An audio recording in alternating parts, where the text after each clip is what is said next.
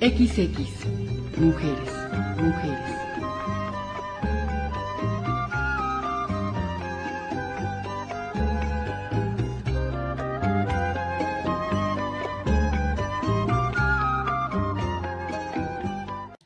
¿Qué tal? Nos da muchísimo gusto tener la oportunidad de saludarte de nueva cuenta en este 2014, un año, digamos que se espera con ciertas limitaciones, pero también con ciertas esperanzas, y en este sentido bien valdría la pena detenernos en una reflexión hecha por amigos, compañeros, colegas, a quienes nos hemos tenido la oportunidad de invitar ahora, y a nombre de ellos Maribel Ortega Arreola te saluda, y lo hago con mucho gusto a nombre de todo el equipo de Cambio de Michoacán. Un saludo a Lupita Hernández, que se encuentra al otro lado de la cabina, de Leticia Florian y de todo el equipo que conforma este esfuerzo. Agradezco la participación en esta ocasión de 12 entrañables compañeros y amigos ya de hace algún tiempo, en los que hemos encontrado, ¿no?, algunas cosas que nos fortalecen en lo personal, pero también que nos dan hoy la oportunidad de compartir con ellos. Agradezco a Dalia Martínez la presencia, muchísimas gracias, bienvenida. Y a Samuel Ponce, un lobo canoso. Canoso. También, y que a quienes finalmente me parece tendrán mucho que abonar a esta reflexión. Decía yo antes de empezar este espacio que no valdría la pena en todo caso detenernos tanto ya en el 2013, porque es un año pasado y estamos recién construyendo este 2014, en donde la fotografía de México es una fotografía con diferentes tonalidades, pero que desde la parte política, económica, social y todo lo que implica una sociología de un país en sí, o una radiografía, es muy, muy, muy compleja. Hablamos de esperanza o de desesperanza desde la parte social, económica o política. ¿Cómo ven desde esto que ustedes trabajaron en el 2013 esta perspectiva para el 2014? ¿Qué decir en ese sentido, Samuel? Dale. Pues antes que nada, buenos días, Maribel, un gusto estar aquí contigo. Gracias por la invitación, como siempre, cada año. Antes que nada, pues creo que no, si bien es necesario ver hacia adelante siempre, creo que el 2013 para México, para el país, para Michoacán, marcó una generación y va a tener sus repercusiones en lo inmediato y en corto, mediano y largo plazo. Es un año clave para el país, es un año clave para la sociedad mexicana, para la sociedad michoacana, para los jóvenes de este país. Y creo que con ellos tendremos que construir un futuro, el que sea que tengamos que construir, y tendríamos también que estar volteando a ver las posibilidades precisamente de nuestra clase media, nuestra clase generacional juvenil, la gente que nació después del año 73, 70, en los 70s, 80s. Ellos van a ser la clave del éxito o el fracaso de este país como nación. A mí me parece, desde mi particular perspectiva, y en lo inmediato, en la construcción inmediata que estamos haciendo como nación y como Estado también, se antoja difícil. Empezamos a marchas forzadas, empezamos con un panorama un poco negro, y bueno, pues el tiempo y los días estarán marcando la pauta de este futuro que nos espera. Esperanza, desesperanza, Samuel. Pues yo creo que todos estamos con esperanzas de una u otra manera. Creo que sí hay desesperanzas, pero creo que son más las esperanzas porque siempre tratamos de ver hacia adelante y no tratamos de que nos vaya peor de lo que nos ha ido. Y a nivel nacional yo diría que el año pasado, 2013, es un año muy interesante en el país. Hubo muchas manifestaciones, movilizaciones, yo creo que algunas exageradas. Creo que en la democracia se gana y se pierde, las mayorías ganan, las minorías pierden, pues es evidente. Y creo que las reformas llamadas estructurales de parte del gobierno federal, la reforma energética, la la no tan estructural como la educativa, la otra la financiera.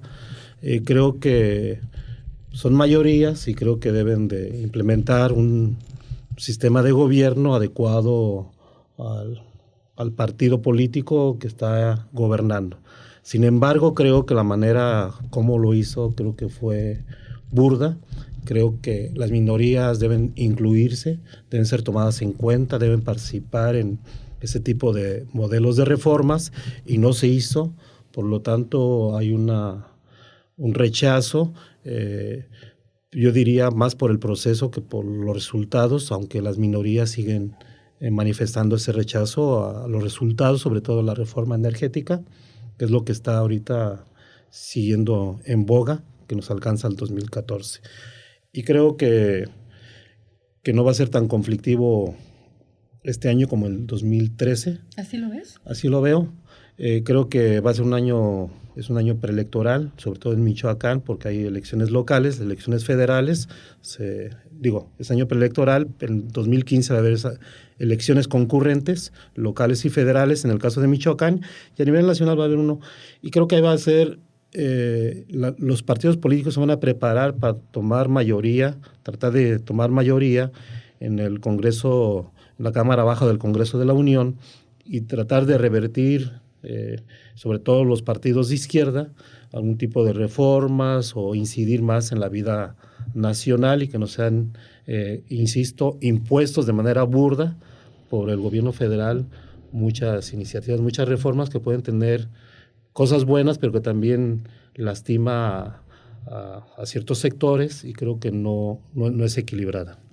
Estas reformas y todo lo que se proyecta para este 2014 tienen indiscutiblemente un protagonista central, tiene que ver con la sociedad civil misma, que es a quien le pega o en muchos sentidos todos estos planteamientos. En el ámbito educativo, bueno, está ahí la parte de los profesores, de los alumnos y de los padres de familia, de las propias autoridades también. Sin embargo, en la parte financiera, pues ahí la participación de esta sociedad que de alguna u otra manera tiene que entrarle voluntaria o involuntariamente.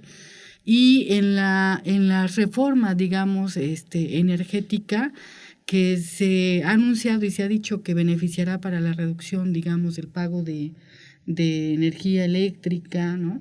Y sin embargo la gente sigue esperándola, ¿no? La gente sigue esperando. Somos un país que espera demasiado. A diferencia de naciones como Brasil, en donde con la llegada del Partido del Trabajo, aproximadamente 40 millones de habitantes dejan la miseria para convertirse en clase media, y aquí la clase media va a la baja.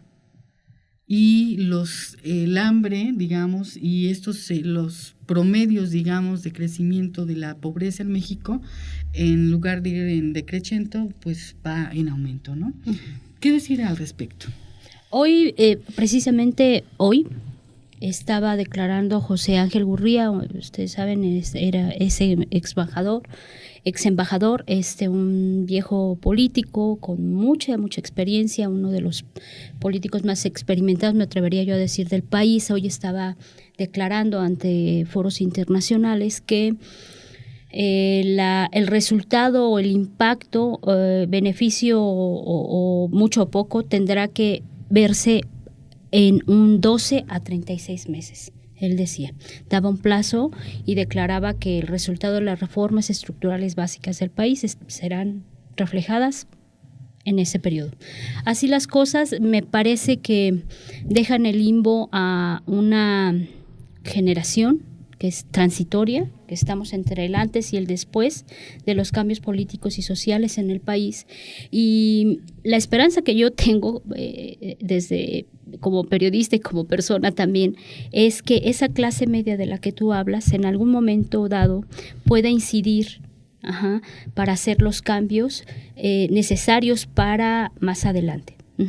Que se reflejen hoy y ahora para que no sea una generación perdida, digamos. En ese sentido, tendrán necesariamente que ver los medios de comunicación y la información que estemos dando a la sociedad media, baja y de todos los niveles.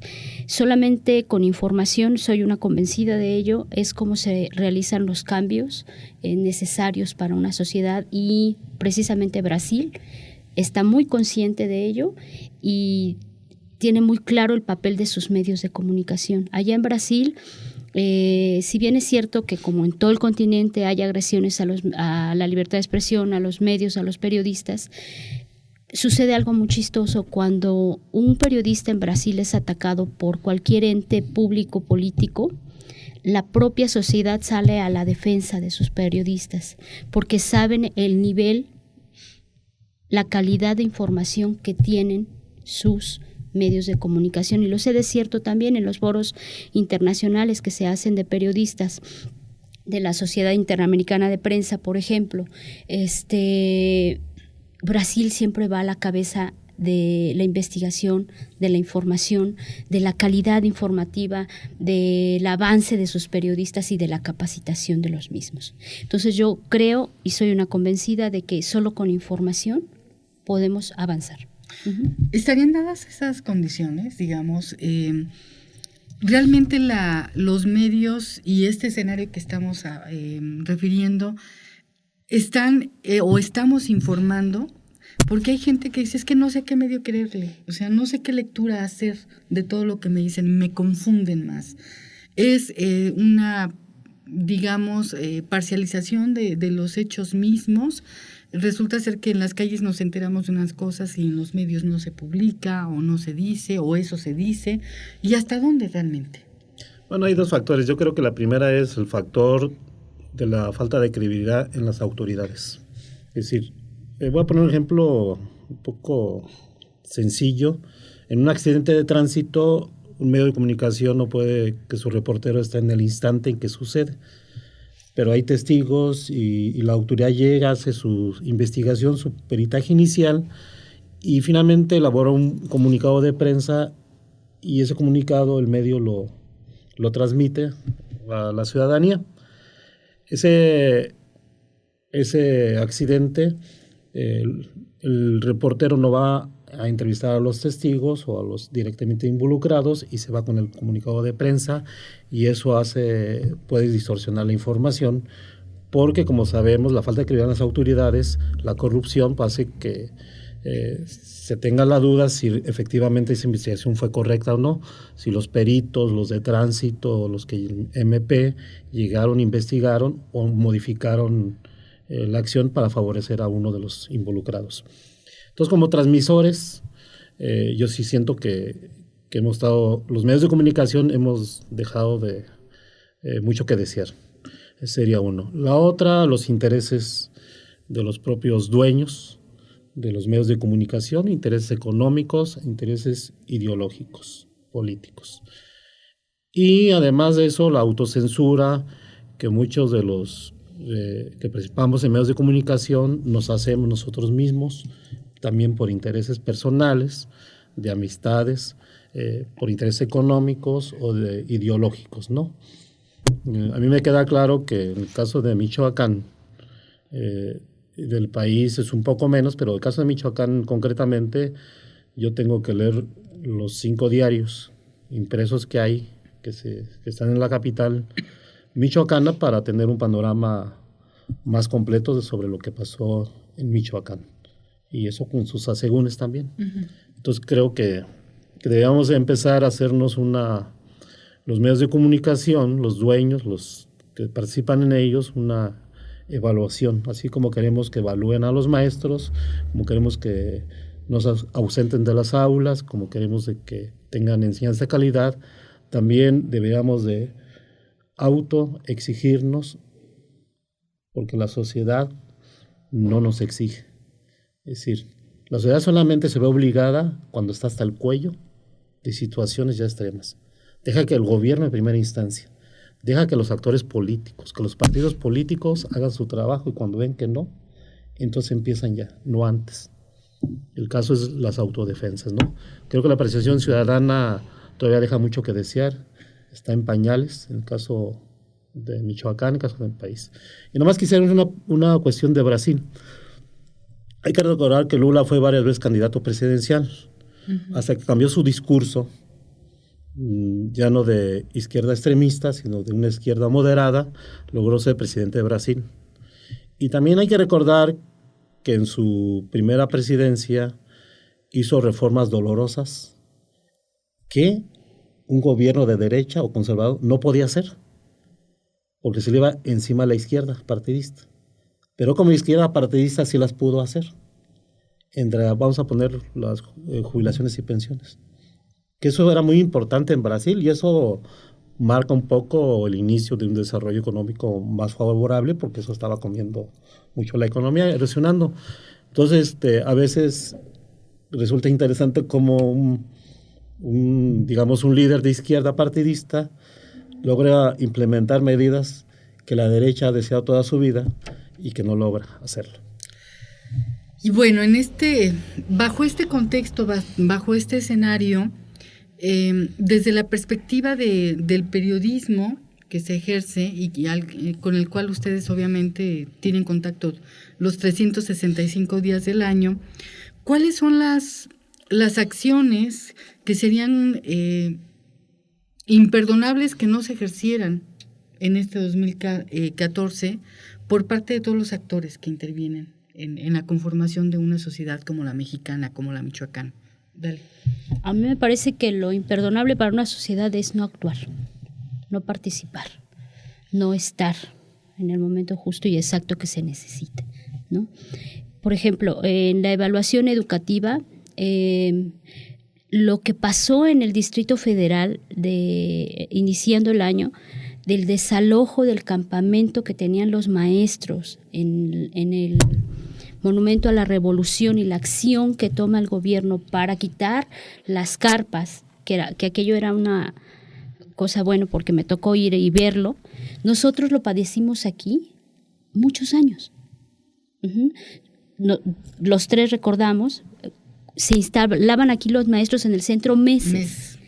¿Sí? Y era imposible pasar, era imposible nada, ahí tenían su baño, su todo, su mercado, su casa, su cama, todo. Muchos de los que hoy son diputados federales y líderes partidistas estaban involucrados en eso, ¿sí? Y Michoacán lo padeció sin decir nada, ¿no? En cambio, van al Distrito Federal y el gobierno actúa. Yo no voy a ponerme ahorita a decir si estuvo bien o no, ese es materia que ni siquiera nos compete ahorita, pero hay una acción. Y el gobierno del Distrito Federal actuó porque hubo un ya basta de la sociedad, ¿no? Estaban bloqueando una arteria importantísima de la ciudad, perjudicando a negocios que estaban en la periferia, que tenían al ladito del Monumento a la Revolución está la Cámara de Senadores y de diputados también. Entonces, sus clientes potenciales, de toda la gente que está lleno de restaurantes, argentinos, de comida internacional de todo tipo, están hoteles, está muy cerca Reforma, es un punto neurálgico. La gente dijo, no, por Dios, no nos hagan esto porque entonces, no. Era más el perjuicio que el beneficio. Sí, y hubo una sociedad que fue y presionó al jefe del gobierno. Y el gobierno actuó, ¿sí? Yo creo que los cambios son dolorosos, sí, pero también tenemos que entender como sociedad y entender pronto y rápido y actuar en consecuencia que ya el horno no está para bollos, pues. No podemos estarle metiendo a la gente una presión innecesaria, que no viene al caso y que no conduce a nada. Y creo que eso es lo que nos ha faltado a la sociedad michoacana, ¿no? Aquí se bloquea con una banca de cualquier tipo la avenida Madero y no pasa nada. O 2 o 3 personas. ¿Sí? 2 chicos que decidieron que ese día no querían clase y no pasa nada, ¿sí? Matan en Tierra Caliente a 2 soldados y no pasa nada. Si esto mismo estuviera sucediendo en otro país como Estados Unidos, tú les matas en Estados Unidos 2 marinos o 2 soldados, es el escándalo, pues. O sea, no hay manera, es mano dura, autoritaria y de una sola vertiente, la actuación del gobierno y de la sociedad. Punto. ¿Sí? Aquí la aplicación de la ley no existe. Entonces, en ese sentido, creo yo que sí los medios de comunicación hemos jugado un papel fundamental porque hemos sido hasta cierto punto partícipes, alentadores y a veces hasta solapadores, ¿no? de esas situaciones. Yo entiendo perfectamente la manifestación, pero ya somos tantos, tenemos tantos problemas que no podemos estar actuando de esa manera. Actuemos para salvar a la generación presente y a la que viene. De eso sí estoy preocupada, Maribel. Samuel, ¿reinventarnos socialmente? Mira, yo creo que los gobiernos tienden a administrar los problemas. Cuando los conflictos son muy álgidos, los administra aún más, con mayor tiento. Cuando los conflictos empiezan ya a afectar a terceros, normalmente son ciudadanos, y empiezan las protestas, el gobierno empieza a tratar de destrabar esa administración y dar soluciones, aunque sea muy parciales y muy de corto plazo. Pero yo insisto, la sociedad civil todavía no estamos preparadas como para hacer manifestaciones a gran escala y provocar que el gobierno cambie su actitud y que quienes crean los conflictos no perjudiquen a terceros, no que dejen de manifestarse, ni de organizarse, ni de hacer sus demandas, que pueden ser justas o no. Yo creo que últimamente no son tan justas. Muchas demandas sindicales son para mantener privilegios y es cuando nos damos cuenta la sociedad civil empezamos a manifestar ese repudio a esas organizaciones y hacia el gobierno. Es decir, el gobierno nos debe garantizar muchas cosas y no nos garantiza. Cuando no pasa eso hay un vacío. Un vacío que en el caso de Tierra Caliente los autodefensas tienen que llenar de una otra manera. Y son varias cuestiones ahí que podemos estar diciendo.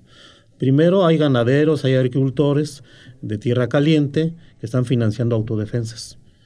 Que hay gente del crimen organizado autofinanciándolas, no lo sé. Pero sí que hay gente de ahí mismo, gente rica, que prefieren pagar 1% de lo que producen a pagar el 3 o 5% al crimen organizado, prefieren eso y están avanzando. Y las autodefensas, hay una cuestión incluso de la gente confusa.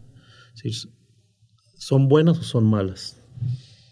A la gente le da gusto que vaya con las armas y que se meta a una comunidad y empiezan a tratar de defender y erradiquen el crimen organizado. Por otro lado, la otra parte empieza a confundir de que son gente de otro grupo criminal y que están respaldados, financiados, etc. Pero a la gente en el fondo nos da gusto que surjan ese tipo de manifestaciones de autodefensas, y más allá de la cuestión legal, ¿no? Pero también nos da miedo de que el gobierno no actúe contra grupos armados ilegales. Sí, hay una contradicción que tenemos. Pero yo he insistido, la presión social, estamos en pañales y solamente, y ustedes han visto cómo los partidos políticos del gobierno a cuentas gostas nos están liberando mecanismos de participación ciudadana que son necesarios, ¿no? ¿Cuál puede ser uno, el último, con muchos candados? Pues el de las candidaturas independientes, ¿no?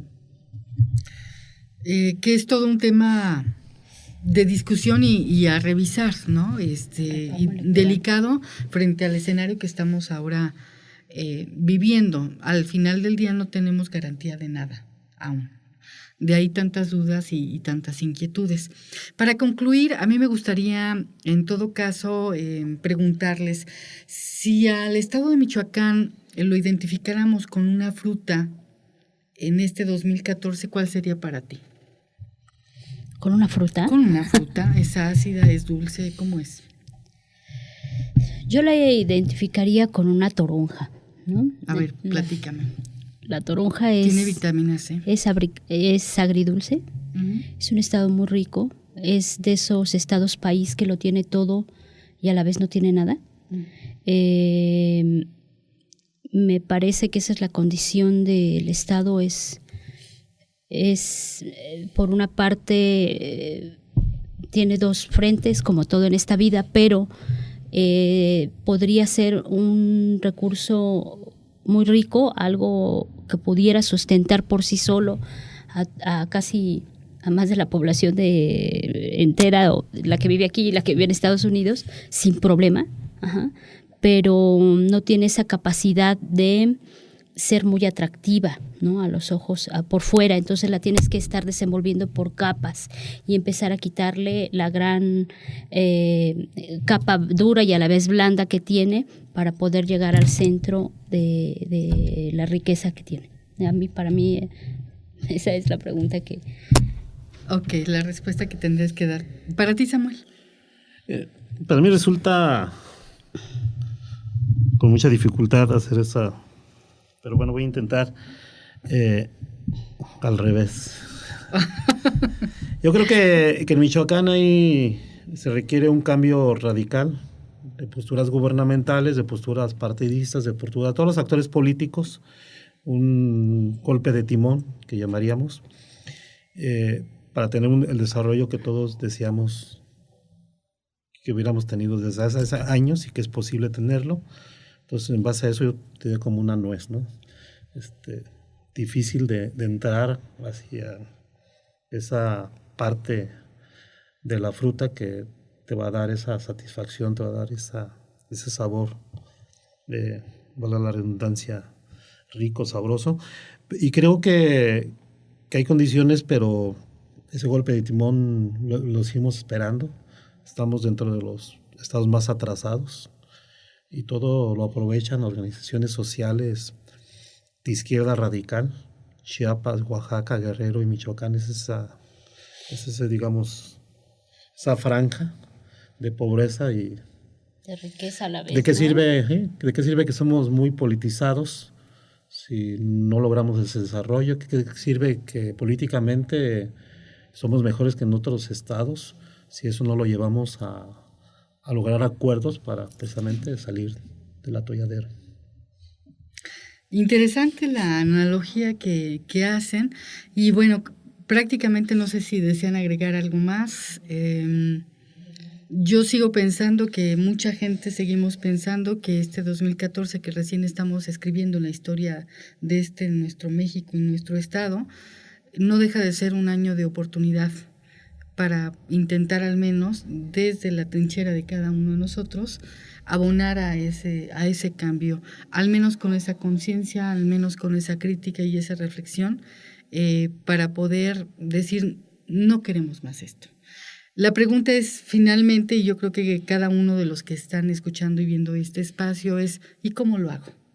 Yo creo que esa es la tarea que nos tenemos que dejar todos para saber o intentar al menos organizarnos, que es algo que nos cuesta mucho trabajo en México, aprender a organizarnos y a trabajar de una manera conjunta y en equipo colaborativo, sin protagonismos, y en donde veamos realmente por este sueño utópico, por el bien común. Así es que les agradezco enormemente esta participación. Se me antoja la toronja, siempre me ha gustado. Sí es una fruta no tan fácil de digerir en principio, pero una vez que la pruebas, pues acabas dándote cuenta de lo rico que es. Y la nuez, que es una, digamos, experiencia para el paladar rica, pero además altamente nutritiva. Requiere un golpe para... Exactamente, requiere un golpe, pero además tiene la forma del cerebro, ¿no? Y es un nutriente que va directamente al cerebro y eso llama mucho la atención porque es entonces tocar en esencia, la esencia misma de un país y de nuestro estado. Les agradezco muchísimo, no sé si quieras agregar algo más, Dalia. No, gracias Maribel por la invitación, infinitamente agradecida contigo y con Cambio de Michoacán. Samuel. Nada más que hay que recordar que este año en Michoacán es un año preelectoral y todos los conflictos, todas las situaciones que se den hay que verlo con ese enfoque. Es decir, ningún actor político va a querer dejar pasar la oportunidad para manifestar un posicionamiento con ese enfoque. Pues yo esperaría que en todo caso este preelectorado también tenga la suficientemente capacidad de ser reflexivo, cuestionante y que seamos más exigentes cada día, que no dejemos pasar cosas que no debemos dejar pasar. Un estudio de la UNAM decía que cada vez que veas un espectacular o una barda pintada de un político, preocúpate porque es una escuela menos, un recurso, vivienda menos, etcétera, etcétera, ¿no? Y desde ahí yo creo que ¿no? empezar. Sí. Pues les agradezco muchísimo, agradezco a todo el equipo de Cambio en Línea, de Lupita Hernández, de Leti Florian, que están del otro lado de la cabina. Maribel Ortega te dice hasta pronto, hasta siempre, te esperamos en la siguiente emisión. XX, mujeres.